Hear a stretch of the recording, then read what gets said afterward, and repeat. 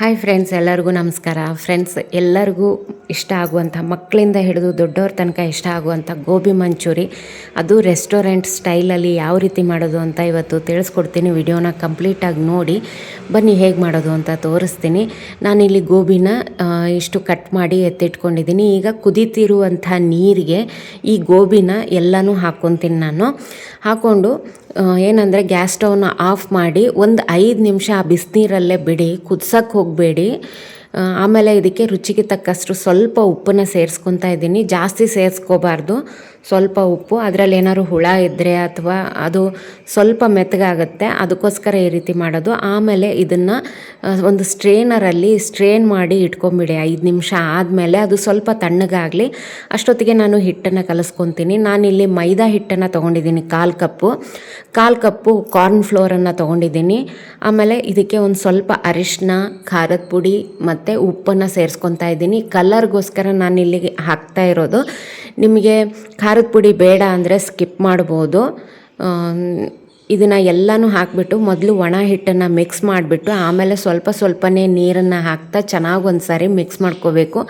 ದೋಸೆ ಹಿಟ್ಟಿನ ಅದಕ್ಕೆ ಬರಬೇಕು, ಆ ರೀತಿಯಾಗಿ ನೀವು ಇದನ್ನು ಮಿಕ್ಸ್ ಮಾಡ್ಕೋಬೇಕಾಗತ್ತೆ. ಇದೆಲ್ಲನೂ ಮಿಕ್ಸ್ ಮಾಡಿಬಿಟ್ಟು ಇದು ನೋಡಿ, ದೋಸೆ ಹಿಟ್ಟು ಬರಬೇಕು, ಆ ರೀತಿಯಾಗಿ ಮಾಡ್ಕೊಳ್ಳಿ. ನಾನೀಗಾಗಲೇ ಗೋಬಿ ಮಂಚೂರಿ ಸಾಸ್ ಇಲ್ಲದೇ ನಾವು ಯಾವ ರೀತಿ ಮಾಡೋದು ಅಂತ ಹಾಕಿದ್ದೀನಿ. ಯಾರು ನೋಡಿಲ್ಲ ಅಂದರೆ ಒಂದು ಸಾರಿ ಚೆಕ್ ಮಾಡಿ ನೋಡಿ. ಇಷ್ಟು ಹದ ಇರಬೇಕು.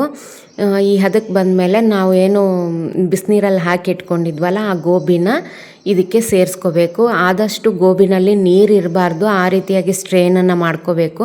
ಈಗ ನೋಡಿ, ಚೆನ್ನಾಗಿ ಒಂದು ಕೋಟನ್ನು ಮಾಡಿಕೊಂಡು ಜಾಸ್ತಿ ಹಿಟ್ಟನ್ನು ಹಾಕ್ಕೋಬಾರ್ದು, ಸುಮ್ಮನೆ ಅದಕ್ಕೆ ಒಂದು ಸ್ವಲ್ಪ ಹಿಟ್ಟು ಅಂಟ್ಕೋಬೇಕಷ್ಟೇ. ಆಮೇಲೆ ಅದ್ರ ಮೇಲೆಯಿಂದ ನಾವು 2 ಸ್ಪೂನ್ನಷ್ಟು ಕಾರ್ನ್ ಫ್ಲೋರನ್ನು ಉದುರಿಸ್ಬೇಕು. ಈ ರೀತಿ ಮಾಡೋದ್ರಿಂದ ತುಂಬ ಚೆನ್ನಾಗಿ ಕ್ರಿಸ್ಪಿಯಾಗಿ ಬರುತ್ತೆ ಗೋಬಿ, ಅದಕ್ಕೋಸ್ಕರ ಈ ರೀತಿ ಮಾಡೋದು. ನಾವು ಹೊರಗಡೆ ತಿಂದಾಗ ತುಂಬ ಕ್ರಿಸ್ಪಿಯಾಗಿರುತ್ತಲ್ಲ, ಈ ರೀತಿಯಾಗಿ ಮಾಡಿದ್ರೇ ಬರೋದದು. ಈಗ ಚೆನ್ನಾಗಿ ಒಂದು ಸಾರಿ ಮಿಕ್ಸ್ ಮಾಡ್ಕೊಂಬಿಡಿ. ಒಂದು 2 ಸ್ಪೂನ್ ಹಾಕಿದ್ರೆ ಸಾಕಾಗುತ್ತೆ. ಈಗ ನೋಡಿ, ಇದು ರೆಡಿಯಾಗಿದೆ. ಈಗ ನಾನು ಒಂದು ಪಾತ್ರೆಯಲ್ಲಿ ಎಣ್ಣೆ ಕಾಯಕ್ಕಿಟ್ಟಿದ್ದೆ. ಆ ಎಣ್ಣೆಗೆ ಇದನ್ನು ಒಂದೊಂದೇ ಬಿಟ್ಕೋಬೇಕು. ಇದನ್ನು ನೀವು ಚೆನ್ನಾಗಿ ಫ್ರೈ ಮಾಡ್ಕೊಳ್ಳಿ. ಫ್ರೈ ಮಾಡಿಕೊಂಡು ಇದನ್ನು ಎತ್ತಿಟ್ಕೋಬೇಕಾಗತ್ತೆ. ಇದು ಸ್ವಲ್ಪ ಕಲರ್ ಚೇಂಜ್ ಆಗುತ್ತೆ, ಆವಾಗ ನೀವು ಇದನ್ನು ತೆಗಿಬೇಕು. ಹೊರಗಡೆ ನಾವು ತಿಂದಾಗ ಅವರು 2 ಸಾರಿ ಫ್ರೈ ಮಾಡಿ ಇಟ್ಟಿರ್ತಾರೆ, ಆವಾಗ ಗರಿಯಾಗಿ ಇರುತ್ತೆ. ಇವತ್ತು ಕೂಡ ನಾನು 2 ಸಾರಿ ಫ್ರೈ ಮಾಡಿ ತೋರಿಸ್ತೀನಿ ನೋಡಿ. ಈಗ ಇದು ಫ್ರೈ ಆಗಿದೆ.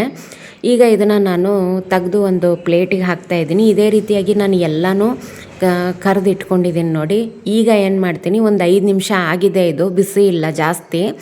ಈ ಟೈಮಲ್ಲಿ ಮತ್ತೆ ಎಣ್ಣೆನ ಬಿಸಿಗಿಟ್ಟಿದ್ದೀನಿ ನಾನು. ಯಾಕಂದರೆ ಈ ರೀತಿ ಮಾಡೋದ್ರಿಂದ ತುಂಬ ಕ್ರಿಸ್ಪಿಯಾಗಿ ಚೆನ್ನಾಗಿ ಬರುತ್ತೆ, ಅದಕ್ಕೋಸ್ಕರ. ಈಗ ಎಣ್ಣೆ ಕಾದಿದೆ, ಮತ್ತೆ ನೋಡಿ ಸ್ವಲ್ಪನೇ ನಾನು ಇದಕ್ಕೆ ಬಿಡ್ತಾಯಿದ್ದೀನಿ. ಈ ರೀತಿ 2 ಸಾರಿ ಫ್ರೈ ಮಾಡೋದ್ರಿಂದ ತುಂಬ ಕ್ರಿಸ್ಪಿಯಾಗಿ ಬರುತ್ತೆ. ನಿಮಗೆ ಜಾಸ್ತಿ ಕ್ರಿಸ್ಪಿ ಬೇಡ ಅಂದರೆ ನೀವು ಒಂದೇ ಸಾರಿ ಕರೆದ್ಬಿಟ್ಟು ಅದನ್ನು ನೀವು ಗೋಬಿ ಮಂಚೂರಿಗೆ ಒಗ್ಗರಣೆ ಹಾಕ್ಕೋಬೋದು. ನಾನು ರೆಸ್ಟೋರೆಂಟ್ ಸ್ಟೈಲಲ್ಲಿ ತೋರಿಸ್ತಾ ಇರೋದ್ರಿಂದ 2 ಸಾರಿ ಫ್ರೈ ಮಾಡಿದೆ ನೋಡಿ. ಎಲ್ಲನೂ ಫ್ರೈ ಮಾಡ್ಕೊಂಡು ಬಂದಿದ್ದೀನಿ. ಈಗ ಇದಕ್ಕೆ ಮೊದಲು ಕಾರ್ನ್ ಫ್ಲೋರನ್ನು ಒಂದು ಬಟ್ಲಿಗೆ ಹಾಕಿ ನಾನು ನೀರನ್ನು ಹಾಕ್ಕೊಂಡು ಸ್ಲರಿ ರೆಡಿ ಮಾಡ್ತಾಯಿದ್ದೀನಿ. ಈ ರೀತಿ ಮಾಡೋದ್ರಿಂದ ಒಂದು ಟೆಕ್ಸ್ಚರ್ ಬರುತ್ತೆ. ನಾವು ಹೊರಗಡೆ ಮಾರ್ಕೆಟಲ್ಲಿ ತೊಗೊಂಡು ತಿಂತೀವಲ್ಲ, ಅದೇ ರೀತಿ ಟೆಕ್ಸ್ಚರ್ ಇರುತ್ತೆ. ಇದನ್ನು ಸೈಡಿಗೆ ಎತ್ತಿಟ್ಕೊತೀನಿ. ಈ ಪಾತ್ರೆಯಲ್ಲಿ ನಾನು ಒಗ್ಗರಣೆ ಹಾಕೋದಕ್ಕೆ ಇಲ್ಲಿ ಎಣ್ಣೆನ ಕಾಯಕ್ಕಿಟ್ಟಿದ್ದೀನಿ. ಎಣ್ಣೆಗೆ ಒಂದು ಸ್ವಲ್ಪ ಬೆಳ್ಳುಳ್ಳಿನ ಜಜ್ಜಿಬಿಟ್ಟು ಹಾಕ್ತಾಯಿದ್ದೀನಿ. ನೀವು ಸಣ್ಣಕ್ಕೆ ಕೂಡ ಹೆಚ್ಕೊಂಡು ಹಾಕ್ಕೋಬೋದು. ಹಾಗೆ ಒಂದು ಸ್ವಲ್ಪ ಶುಂಠಿ ಕೂಡ ನಾನು ಹೆಚ್ಚಿಬಿಟ್ಟು ಹಾಕ್ತಾಯಿದ್ದೀನಿ. ಆದಷ್ಟು ಸಣ್ಣಗೆ ಹೆಚ್ಕೊಳ್ಳಿ.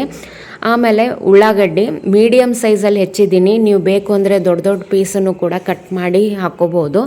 ಹಾಗೆ ಒಂದು ಸ್ವಲ್ಪ ಕ್ಯಾಪ್ಸಿಕಮ್ಮು, ಆಮೇಲೆ ಒಂದು ಸ್ವಲ್ಪ ಟೊಮೆಟೊ ಕೆಚಪ್ಪು, ಆಮೇಲೆ ಏನಂದರೆ soya sauce, green chilli sauce, ಇನ್ನೊಂದು ಚಿಲ್ಲಿ ಸಾಸ್ ಅಂತ ಬರುತ್ತಲ್ಲ ರೆಡ್ ಕಲರ್ದು, ಅದು ಎಲ್ಲನೂ ಹಾಕಿ ಹೈ ಫ್ಲೇಮಲ್ಲಿ ಇದನ್ನು ತಿರುಗಬೇಕು. ಆದಷ್ಟು ಹೈ ಫ್ಲೇಮಲ್ಲೇ ಇರಬೇಕಿದು. ಇದಿಷ್ಟು ಜಾಸ್ತಿ ಹೊತ್ತು ಬಿಡಬಾರ್ದು. ಆದಮೇಲೆ ಈ ಒಂದು ಸ್ಲರಿ ಏನು ನಾವು ಮಾಡಿರ್ತೀವಲ್ಲ ಕಾರ್ನ್ ಫ್ಲೋರಿಂದ ಒಂದೇ ಸ್ಪೂನನ್ನು ಹಾಕಬೇಕು. ನನಗೊಂದು ಸ್ವಲ್ಪ ಗಟ್ಟಿ ಅನ್ನಿಸ್ತು, ಹಾಗಾಗಿ ಒಂದು 2 ಸ್ಪೂನ್ನಷ್ಟು ನೀರನ್ನು ಹಾಕಿಬಿಟ್ಟು ಅದಕ್ಕೆ ನಾನು ಡ್ರೈ ಗೋಬಿ ಮಾಡ್ತಾ ಇರೋದ್ರಿಂದ ನಾನು ನೀರನ್ನು ಜಾಸ್ತಿ ಹಾಕಿಲ್ಲ. ನಿಮಗೆ ಗ್ರೇವಿ ಬೇಕು ಅಂದರೆ ಒಂದು ಸ್ವಲ್ಪ ನೀರನ್ನು ಜಾಸ್ತಿ ಹಾಕ್ಕೊಂಬಿಟ್ಟು ಬೇಗನೆ ನೀವು ಈ ಒಂದು ಗೋಬಿನ ಅದಕ್ಕೆ ಸೇರಿಸ್ಕೊಂಬಿಡಬೇಕು. ತುಂಬ ಟೈಮ್ ತೊಗೋಬಾರ್ದು, ಜಾಸ್ತಿ ಕುದಿಸ್ಬಾರ್ದು. ಯಾಕಂದರೆ ಉಳ್ಳಾಗಡ್ಡಿನೂ ಮೆತ್ತಗಾದರೆ ಚೆನ್ನಾಗಿರಲ್ಲ, ಕ್ಯಾಪ್ಸಿಕಮ್ಮು ಮೆತ್ತಗಾದರೆ ಚೆನ್ನಾಗಿರಲ್ಲ. ಈಗ ನೋಡಿ ಗೋಬಿ ರೆಡಿಯಾಗಿದೆ. ಈ ಗೋಬಿ ರೆಸ್ಟೋರೆಂಟ್ ಸ್ಟೈಲಲ್ಲಿ ತುಂಬ ಚೆನ್ನಾಗಿ ರುಚಿಯಾಗಿರುತ್ತೆ. ನೀವು ಕೂಡ ಒಂದು ಸಾರಿ ಟ್ರೈ ಮಾಡಿ. ಮನೆಯಲ್ಲಿ ಮಕ್ಕಳಿಗೆ ದೊಡ್ಡವರಿಗೆ ಎಲ್ಲರಿಗೂ ಇಷ್ಟ ಆಗುತ್ತೆ.